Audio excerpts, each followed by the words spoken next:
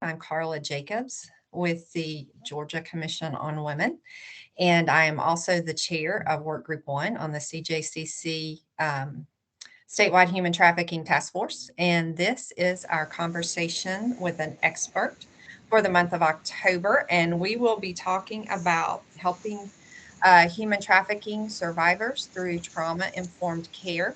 And we have got two experts with us today. I'm very excited to introduce them to you in just a moment. Just a couple of housekeeping points. We encourage you to hold your questions to the end, although there may be some points in the presentation that our speakers will ask you to pop something in the chat and interact with them that way. So be on the lookout for that. Do want to let you know that this session is being recorded so that that you are aware of that. And also, Elaine, if you'll hit the next slide, just want to let everyone know that we will be covering some pretty heavy topics today that might be sensitive and uncomfortable for you and for some of our attendees. And we encourage you, if you need to step away and take a self-care break, to please do that. We will also have contact information at the end if you need to follow up with us about anything. So I'm going to jump right in and introduce our speakers. We are very excited to have Dr. Kelly Kinnish, who is the director of the National Center on Child Trafficking. She has over 30 years experience working with maltreated and at-risk children and families in clinical research and administrative capacities with specific interest and expertise in child trauma and trafficking. She was the director of clinical services at the Georgia Center for Child Advocacy for 14 years and director of Project Intersect and the Envision Project, federally funded programs focused on improving the well-being of commercially sexually exploited and trafficked children. She's active in national task forces and working groups addressing this complex public health concern with particular focus on effectiveness interventions and collaborative system response, including serving as chair of the National Child Traumatic Stress Network Child Trafficking Work Group. She is a trauma-focused cognitive behavioral therapy national trainer and has focused on especially on applications of this evidence-based treatment with commercially sexually exploited and trafficked children. Dr. Kinnish, thank you and welcome. We're also joined today by Dr. Elizabeth Hopper, who is the co-director of the National Center on Child Trafficking. She's a licensed clinical psychologist with specialization in traumatic stress and human trafficking. In addition to her work with the NCCT, Dr. Hopper is project director of the Metropolitan Boston Complex Trauma Treatment Initiative, a mobile service network delivering evidence-based trauma interventions to high-risk and underserved complex trauma-exposed children and youth and families, and co-chair of the Mental Health Council for Heal Trafficking, a national network of health and public health professionals. She was previously the director of Project REACH, a national direct services and T/TA program that provided mental health services to survivors of human trafficking, and director of the New England Coalition Against Trafficking, a regional network of cross-discipline professionals engaged in anti-trafficking work. Dr. Hopper has written numerous scholarly articles, books, and book chapters on complex trauma, trauma-informed care, homelessness, and human trafficking, and has particular interest in the impact of early developmental trauma and human trafficking, the development of trauma-informed systems, and integrative models of healing. Dr. Hopper, welcome to the program as well. So without further ado, I am going to mute myself and turn off my video and turn over the program to Dr. Kinnish and Dr. Hopper. Thank you guys for joining us. Thank you so much for having us, Carla. This is really a great opportunity for us both. I don't want to take too much time away from this important topic, and especially I think for the opportunity for folks to hear from Elise. But I do want to share a little bit of information about our new center with the Council's blessing. For folks who might not be aware, in this past year, we have collaborated to establish the National Center for Child Trafficking at Georgia State University. It's housed in the School of Public Health and at the Mark Chaffin Center for Healthy Development. And it's really kind of a continuation of our trafficking work for me with Project Intersect and the Envision Project at the Georgia Center, and for REACH, Project REACH, and the other entities that Carla mentioned. And also, I think a continuation of our trauma work with the National Child Traumatic Stress Network. So our new center is what's known in the network as a Category 2 center. We're responsible for development, adaptation, dissemination, evaluation of intervention resources. And I'm sorry, I only need to go ahead and advance the slide, 2 slides now. And one more. So our new center will have 4 focus areas: mental health treatment and trauma and substance use. I think is probably our bread and butter. I think it's where we feel like we bring special expertise. But other areas that are also important to us: trauma-informed caregiving and placement, MDT coordination, case management and family advocacy, and then workforce development with, I think, a particular emphasis on secondary traumatic stress and compassion satisfaction, really being able to sustain the trafficking workforce, right? We're especially committed in our new effort to address underidentified and underserved youth in all of those areas. And I will say, although the center is national in scope, we are very much drawing on local resources, relationships, partnerships, especially continuing to partner with the Georgia Center and projects there, as well as Devereaux, Wellspring Living, and others. We have several members on our advisory board that folks, again, in that interest of drawing on our great Georgia resources, Jordan Greenbaum, Melba Robinson, Alana Arnold, and Sierra Green, for example, are serving on our advisory board and have been important contributors to our work. Go ahead and advance the slide. We have a web page, so that means we're real. Please visit the webpage to learn more about us. We also have an email list as a mechanism for us to be able to announce and distribute resources as they're developed. For people who may have been burned before by email lists, I want you to know that we expect the volume to be low. But if you're interested, please go to the webpage and sign up to be on that distribution list. And we have a kind of a quick request. So go ahead and advance this slide once more. We are currently conducting a national survey of mental health and substance use providers who are serving trafficked youth. And we feel hearing from the field is an important foundation for our work as we move forward in these areas. And so we're really wanting as many people who have experience working with trafficked youth to participate in the survey. I'll put the link in the chat to the survey now and again at the end. And if you're a provider, please, scratch time out of when I know your really busy schedules to complete the survey. Or if you're not a provider, but people who are doing this work and would be willing to share, we would appreciate that too. I think I'm also excited for the opportunity the center will have to bring resources to Georgia. And I think today is a pretty great example. There's not a single person in the anti-trafficking field whose work I respect more in this particular area than Elise Hopper. So with that, I'm going to stop talking and I'm going to turn it over to Elise to move forward with our presentation. Thanks, Kelly. That was kind of a big gear up. Now I'm like, oh, I hope this is good.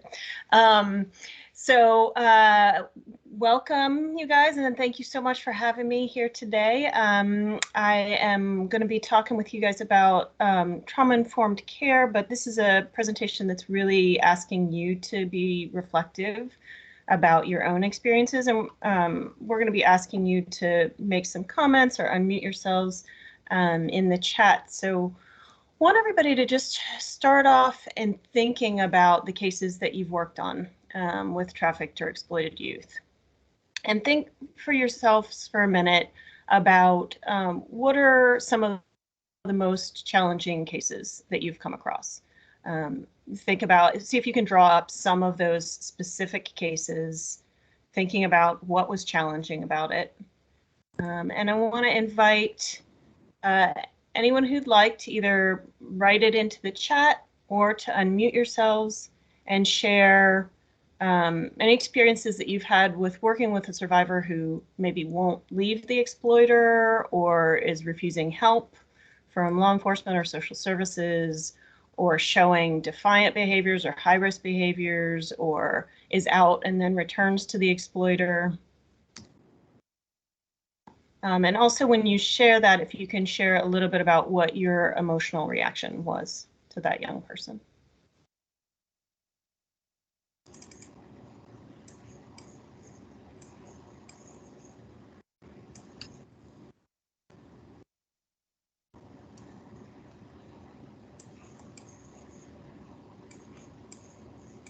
not getting responses in the chat. That might be, maybe that people might still be typing, or it might be a lot.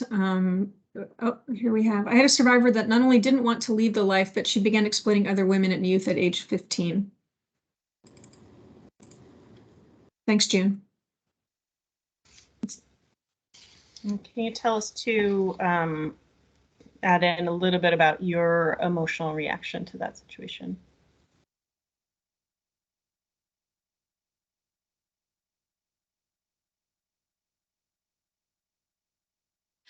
Yeah, she didn't have any realization that what she was doing was wrong.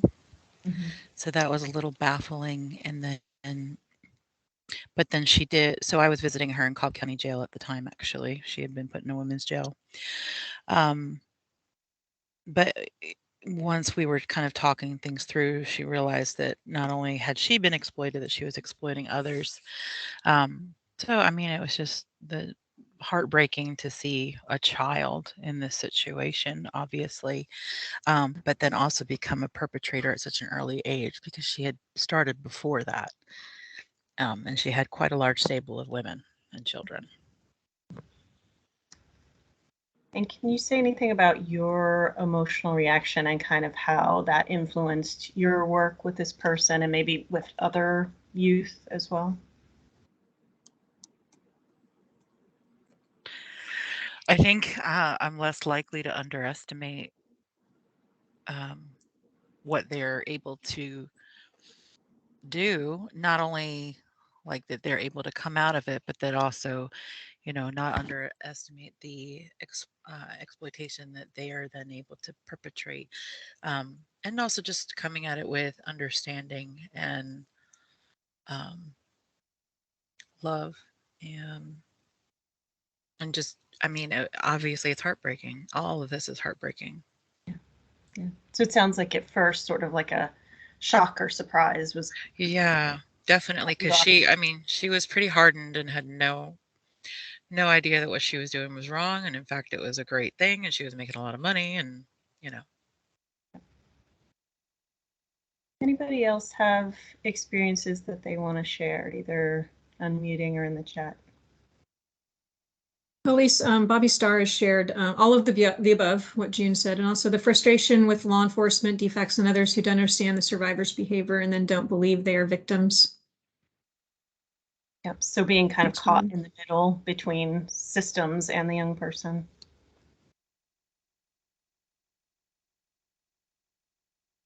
Anybody else?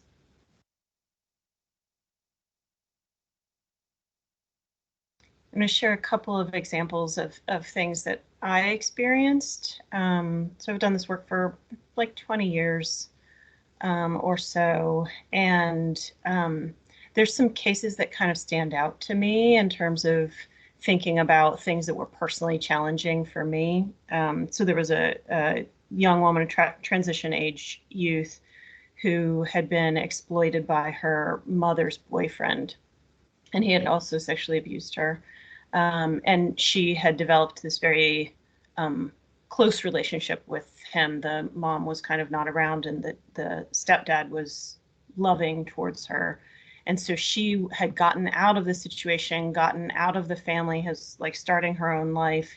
And then they were having family reunions, and she was going back for the family reunion and then getting abused. And there's some violent stuff that happened during those situations. So that watching somebody, like sort of having the lead up to it, having those conversations about shouldn't I go to the family reunion, and then knowing that it was happening and then having the aftermath was pretty challenging for me. And then there've been other cases, like there's a young man who was gang involved and was trafficked kind of in the gang, and he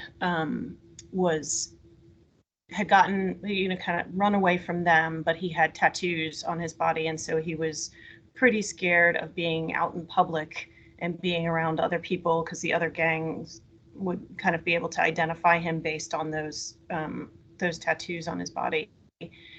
And he also had a girlfriend who was had just had a baby, and he was petrified of law enforcement, of immigration, of the other gangs, and depressed. And so he was just in his house, like really struggling, suicidal, and not really able to reach out for help. And I'm kind of there really wanting him to reach out and get help, and at the same time kind of understanding his perspective of this is really sort of dangerous for me. So some of those, like, just getting you guys thinking about like the really complicated ways that these young people, the complicated situations that these young people are in, but also how that affects us and how we're kind of along for that emotional ride in a lot of cases, and whether it's you know, feeling like it's heartbreaking, being really sad for them, being really worried, being maybe aggravated with them, irritated that you're trying really hard and they're not responding. So this is sort of the bulk of, I think, the most important thing is this recognizing this dynamic that's happening.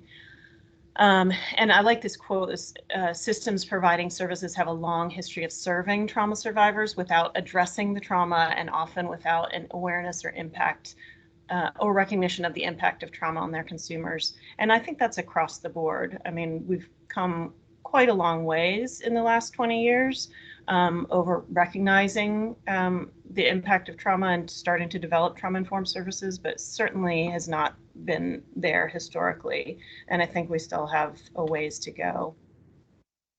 And many of these young people we know, they've got not only the trafficking, but also these layers of trauma. And a lot of times it's stuff that we're not going to know about. It's pretty typical for people to block out aspects of difficult things that have happened to them, not want to talk about it, not be thinking about it. So there are some people who will be able to tell you sort of the full range of their experience, and many other people where there is a background context and we don't know a lot of it. But those layers of trauma that happen, especially starting early in childhood and kind of when a young person is developing, can lead to complex trauma. And at this point, probably many of you have heard of the idea of complex trauma, that, when a lot of our world is dangerous, harmful, threatening, when we're a kid, that influences just everything about our development, how we're learning, how we're thinking, how we're solving problems, how our body's biology and how we respond to danger, how we relate to other people. And so obviously this list of symptoms is pretty overwhelming. I think the important thing to get from this is that it's a wide-ranging impact across lots of areas of functioning. I kind of like to break it down a little bit in an area so it's a little bit easier to sort of hold in your head. And I kind of break it down like this. So the young people that we're working with, a lot of times they're going to have trouble with regulating, which means emotionally they might be a little bit all over the place. There might be some prickliness and kind of holding people away. They might be sort of impulsive, the behavioral dysregulation.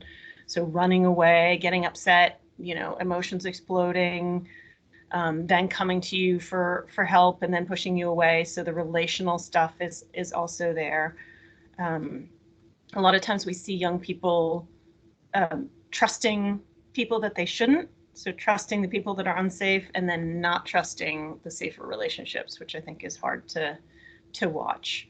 And then competencies and identities. So,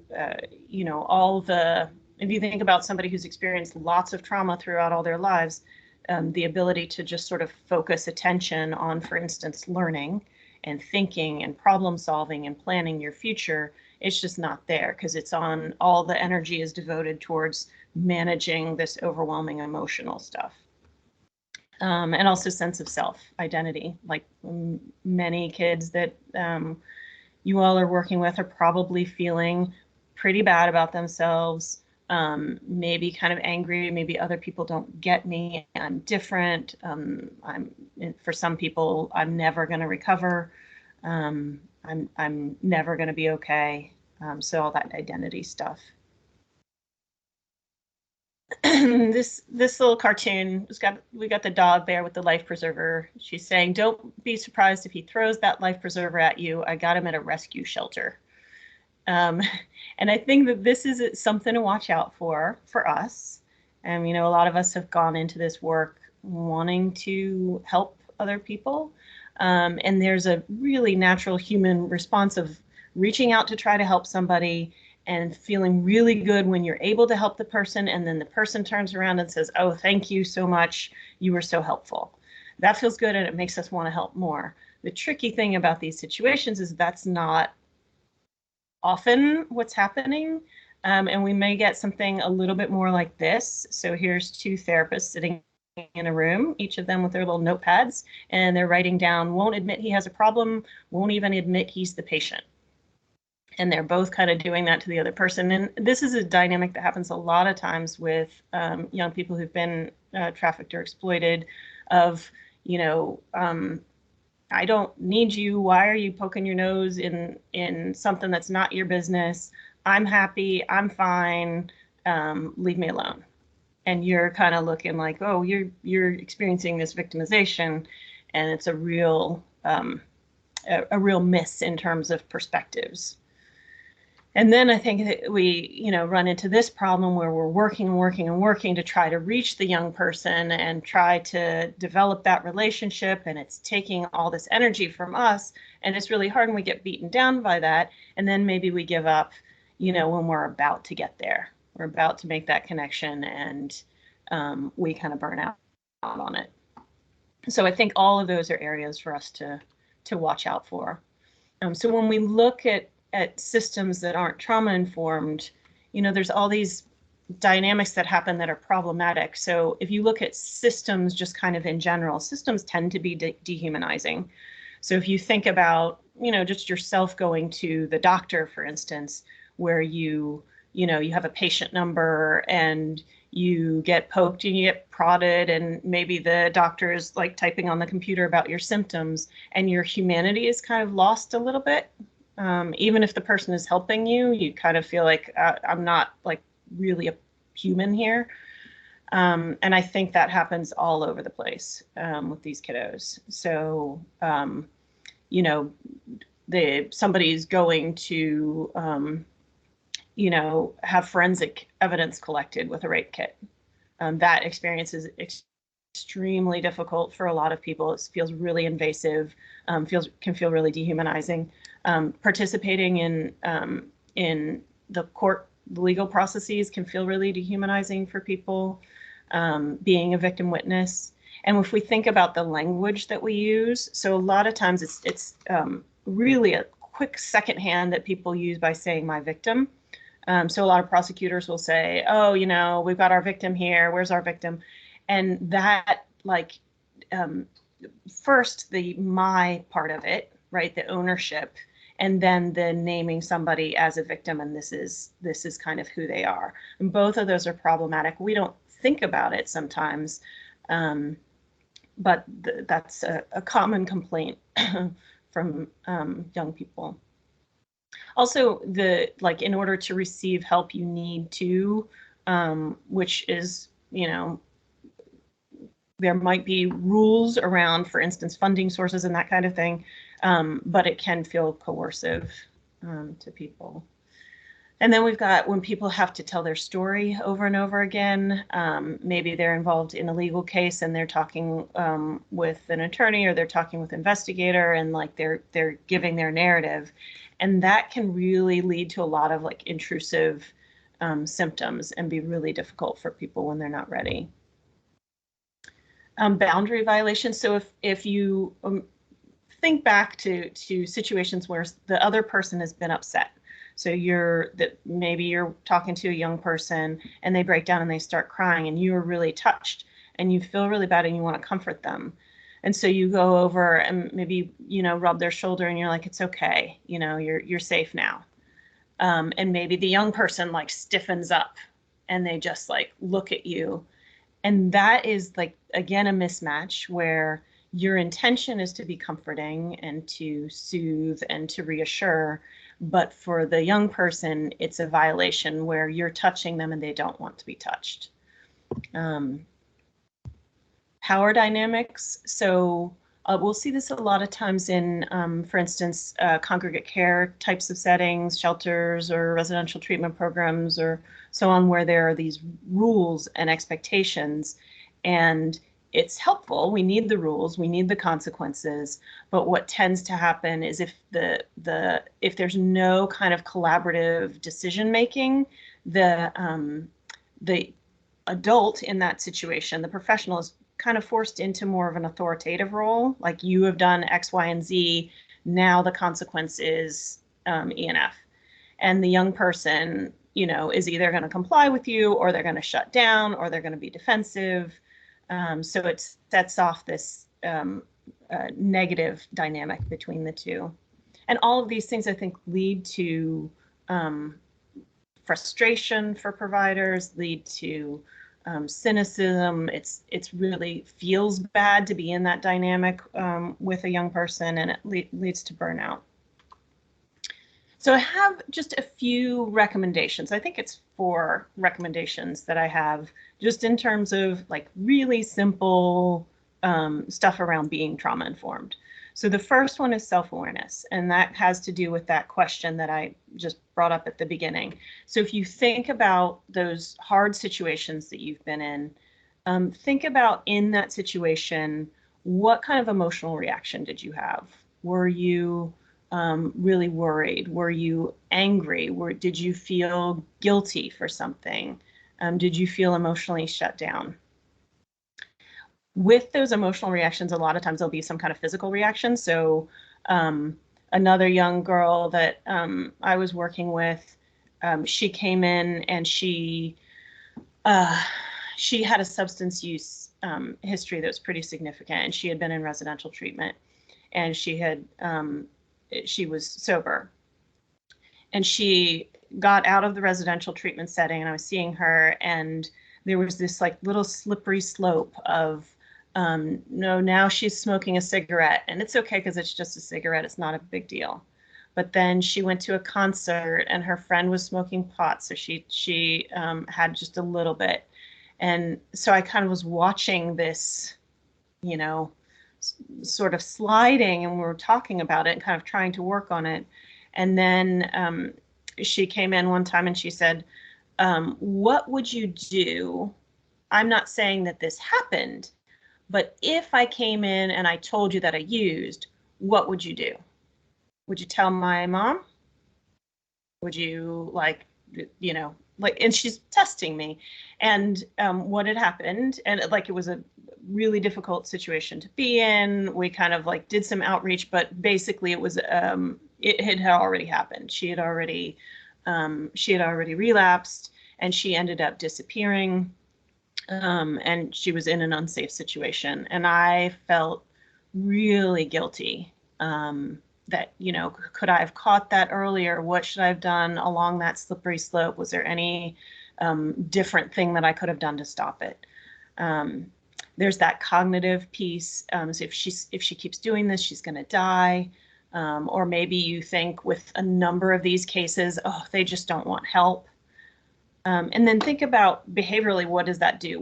How do you convey that to the young person? So maybe it's you get really upset with them and you're crying and you're yelling and you're arguing or whatever. Or maybe it's just like a little subtle thing. Maybe you're just like have a little bit of irritation in your tone, or you're kind of like, oh, we really need to make a plan right now, but it's that pressured speech. It's like some anxiety coming through. Maybe you clamp down harder on the rules and the consequences. So a young person who's disappearing from programs, and you start like giving more significant consequences. Or maybe you're inconsistent and you let things slide and you let them slide and you let them slide, and then you feel bad because you've let them slide, and then you have a bigger response to it and you really clamp down then. Or maybe you disengage and you just kind of like, oh, I can't do anything anymore. I can't tolerate this. So being aware of those reactions for yourself in the moment is a really important piece of trauma-informed care. So people always want to know, well, what do I do? How do I help this young person accept what I'm offering, or how do I get them to stop being defiant? And I will say that the starts with us. And it starts with this really subtle internal process of even knowing what's going on for me in this, because we can't do anything about, like, that's really going to influence the dynamic, and we can't do anything about that until we're aware of it. The second one is attunement to the young person. So for any young person, you know, they're going to have a really different perspective than us. And, you know, I love this because in elementary schools these days, I have elementary school age kids, and they're teaching them theory of mind, which is you have your own thoughts and feelings, and the other person has their own thoughts and feelings, and they're different.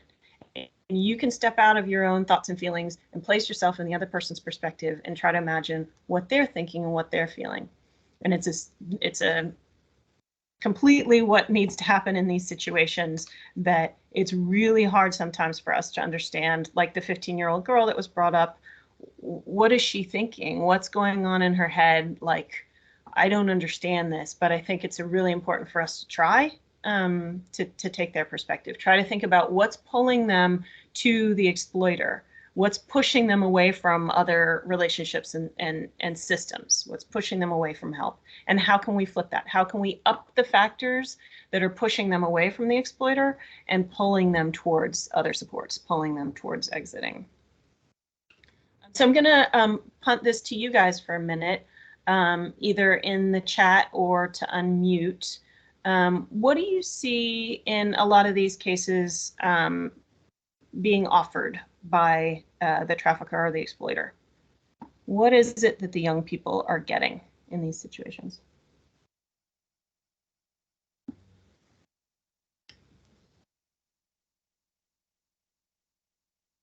Yeah, the tension, community.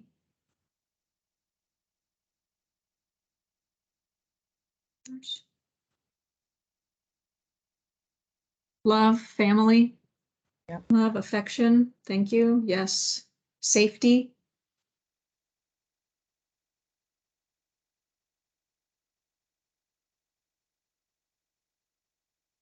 Basic needs. Thanks, everyone. This is great. And I mean, think about how important those things are. Money, belonging. Thank you. Yep. Those are some basic needs that we have as humans. I think you guys have said almost everything I have. So they've got, maybe they were running away from a bad situation at home. Maybe they felt unloved, ignored. Maybe someone was yelling at them all the time, you know, making, like, maybe there was violence at home. So they're running away from that. And then the traffickers offering them money and a place to stay and those basic survival needs. So they got that, the survival stuff. The predictability piece, you know, the bad that you know is better than the bad that you don't know. So that just, like, I know this person, I know how they act, I'm like, I can handle it, I can manage it. If I leave this, then where am I going to be? This one, I don't think anybody mentioned this. It's like a little bit more of a subtle one, because I think when kids have experienced especially earlier abuse and they feel really out of control and maybe not worthwhile, and they don't have any kind of sense of efficacy in the world, going into a setting where they feel like, oh, I'm like strong, I'm powerful, there's value to me, like there's, like, here's this money that I'm getting, and I got this much money, and I got more money than she got. That hierarchy thing plays into the sense of control. Even some of the dominant role play, the S&M types of things, can give this illusion of control, a sense, a feeling of control. Obviously, the feelings of love is, you know, huge in this. The kids who feel unloved are very susceptible. The sense of belonging, that other people don't get you, they're always going to reject you, you should stay here where people will understand you. This is another one that's, I think, a little bit more subtle. A lot of times when people have experienced trauma, there's that emotional numbing that kind of shut down. Life just is sort of like gray, feeling disconnected from other people, feeling alienated, feeling lonely, feeling and like an emptiness, like a core emptiness. And along comes this exploiter who creates this emotional intensity, like he cares, he's passionate about me. I'm using he and she, but obviously we know that there's gender mix-ups on this. And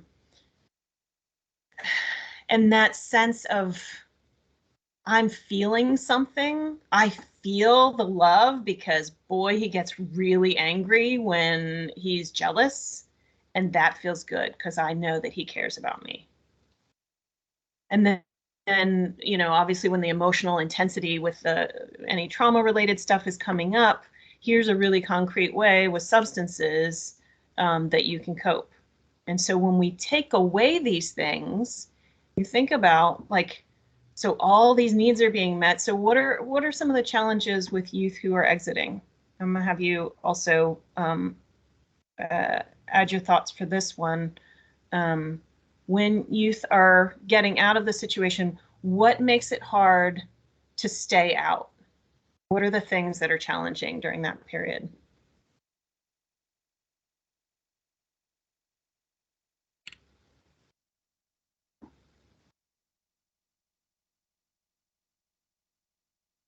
The unknown, the unpredictability of it, not knowing what's coming, support team or potentially the absence of it or the quality of it, being blamed by their family. Mm-hmm. What do they have to go back to? So Mm-hmm. not knowing or being sure that that they don't have something to go back to. Learning new systems is challenging, for sure. Thank you. These are great. Yeah. Lack of stability or their normal, feeling like they have quote freedom outside of a program where they have to follow rules. Mm-hmm. Yeah. So all of a sudden there's this clamp down on like feeling free. Right. It comes with strings attached, for sure. Yep. I appreciated your point earlier, Lisa, that it's conditional. So much of the times that so much of it is conditional. Yep. Building trust is hard. Lack of stability in their normal. So all of the things that go with what they're going back to. Absolutely. Yeah, those are great thoughts. Yeah. The going back to, you know, now you're used to having all of this stuff and now you don't. I think that's a huge one for people. Like the idea about, okay, wait, now I'm gonna work in fast food and I'm gonna make how much? Because I was just making like $100, $200 an hour. Now I'm gonna make like 15. Right. And people are going to treat me terrible in a different way. Right. And now I'm not going to have all the things that I want. So I'm not going to have money to do my hair, do my nails. I'm going to feel bad because I'm like, I can't have my cell phone anymore. I can't afford that. So it's like in a really basic way, like the lifestyle suddenly gets harder. For especially a lot of immigrant youth, like who are sending money back home. All of a sudden there's not that ability to support families, and some youth here who were, you know, maybe they had a parent that was ill or they were supporting their family in some way and they can't do that. Then that feels bad. Now I'm disappointing my family. And people mention this going back to the same bad situation that you came out of is a real risk for re-exploitation. This one, there was a girl that I worked with, a transition age youth, and she got out of the situation. She went to community college, and she had a child, and she was struggling financially, and she had like a big trauma history. And she goes into this community college, and she's surrounded by same age peers. And they're all talking about how drunk they got last night and what party they're going to and their new clothes. And she's like, I'm trying to like make money money and raise my daughter, and like they just don't, their lives are so different from mine. They do not understand like suffering, essentially, like the struggling. And so that was really hard, you know, seeing like here's somebody trying to improve their lives, but like this, just being in class was difficult. Boredom, like you're used to kind of like things being exciting and different and changing, and now all of a sudden you're just kind of sitting around, and you're in a like a shelter, or you're in a program, and like it's boring, and all of a sudden you start thinking about all the terrible stuff that used to happen. The emotional bond with the exploiter is gone, and a lot of times people miss that. It's like a removal of a drug for a lot of people. Being asked to participate in the investigation and prosecution, the shame that goes with that, feeling pressured, confusion over do they want to or not want to get that person into trouble. There's a lot of emotion that happens with that. Substance use treatment, losing that substance is hard for a lot of young people. So putting yourselves into that perspective and really kind of immersing yourself in it and trying to get it, I think will be important. And then I'm going to ask you guys to share your thoughts on this one as well. And I don't have the answers for this one, and I kind of don't have them on purpose, but when we understand, okay, so the trafficker offered all of these things to them. They offered the survival, the predictability, the love, the control, the belonging, all that stuff. And we know how our systems are.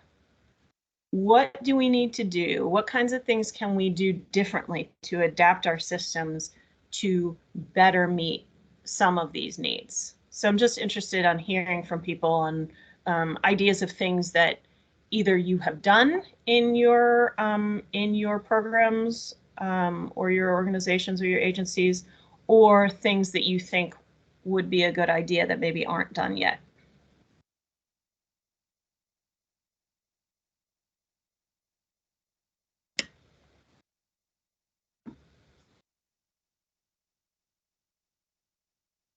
And feel free to chat it, or feel free to also unmute if it's easier. You lobbed an easy one to them at the end here, Elise.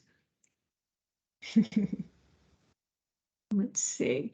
Brett says trauma-informed community partners that provide wraparound services, housing, etc. Yeah, really strengthening, connecting, housing community. Absolutely. Yep. And how are we building community in the housing that we're offering and providing? It's a great one. It's a great one. So creating a network, a safety net, essentially strengthening that wraparound support.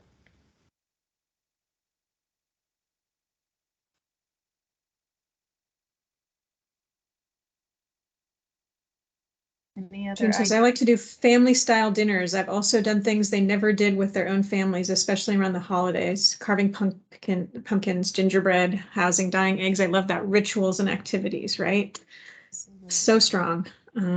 Bobby says, identifying their strengths and help them build on them. Absolutely.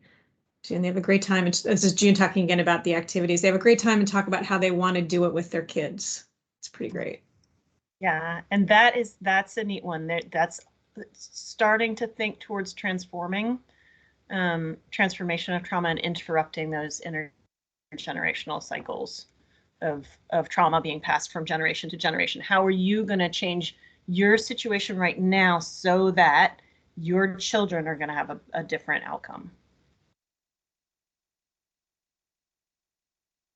Amy says independent living skills, job skills, right? Getting very concrete about how we're going to make this different, especially around the, those elements about money and educational opportunity, for sure.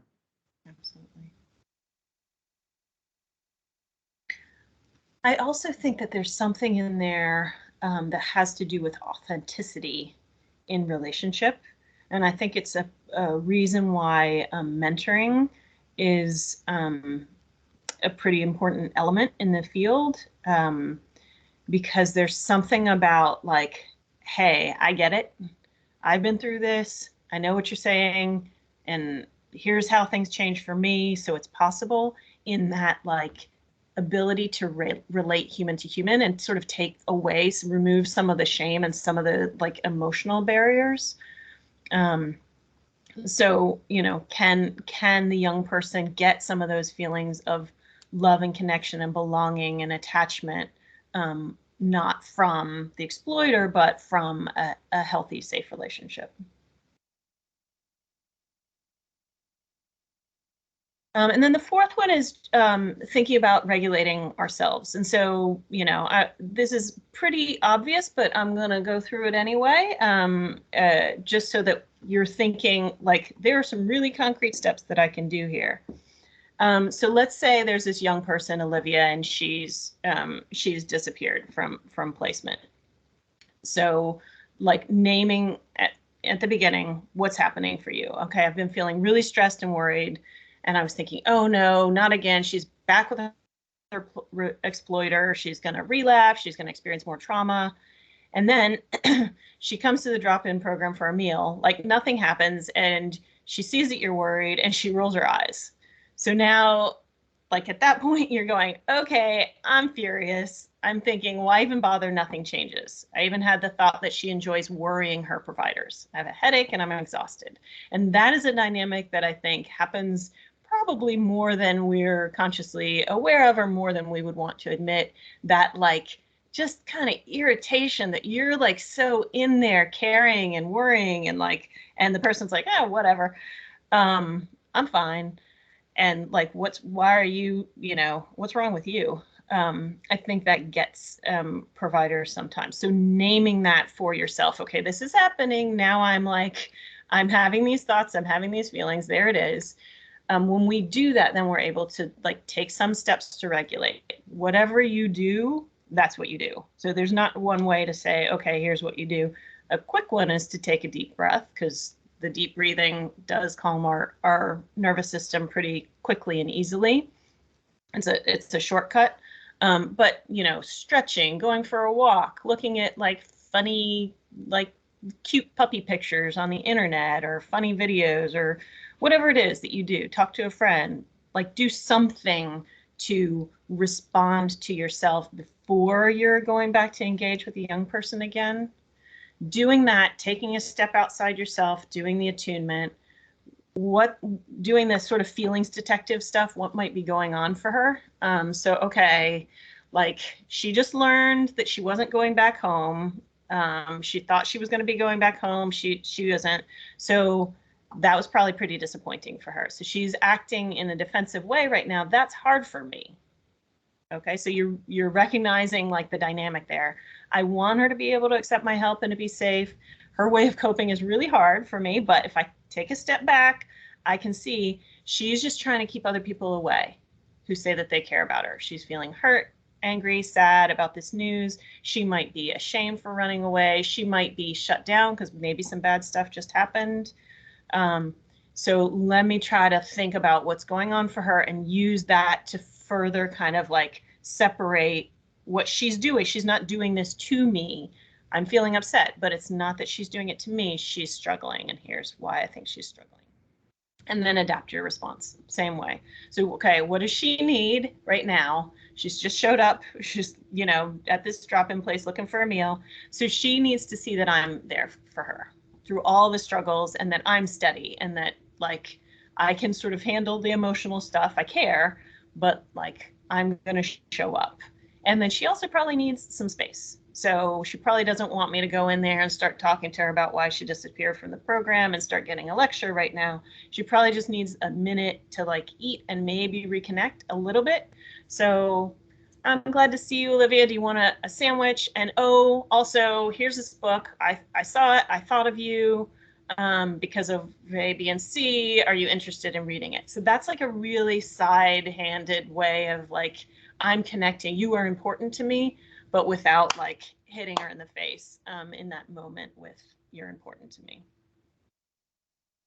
And then following up on your own needs for support. So I'm going to bring this to supervision. This is really hard on me. I really care about her. It's like there's a lot of ups and downs in this. I'm going to talk to coworkers, thinking about what you need to watch out for. So sometimes people will get pulled into just sort of being sarcastic around things that are stressful. So being alert for that. Thinking about, are there physical things that you need to do? Maybe I'll go for a run to release some of the stress, whatever it is that you do. And just keeping in mind that there aren't any shortcuts to this. We being there and helping build that trust really takes that consistency, and it takes the time. And so we kind of have to go through those emotional ups and downs. Yes, these kids are going to continue rejecting services. They're going to continue running away. They're going to continue relapsing. They're going to continue being prickly. That is not the thing to fix.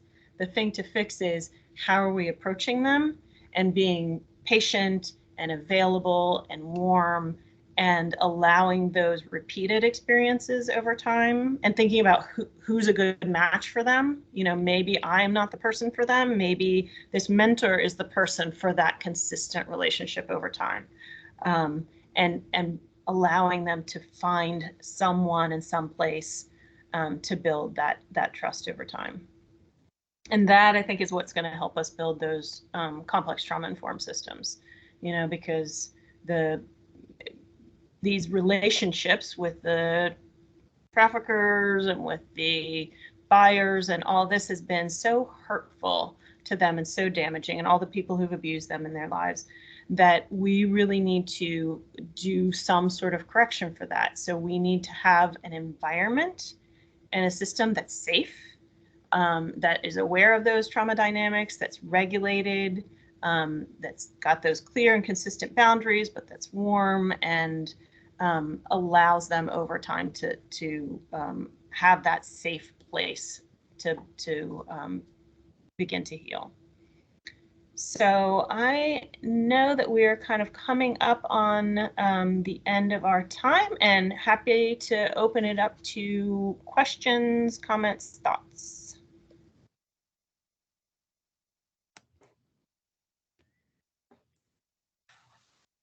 Awesome. I'll jump in and wrap us up if there aren't any questions.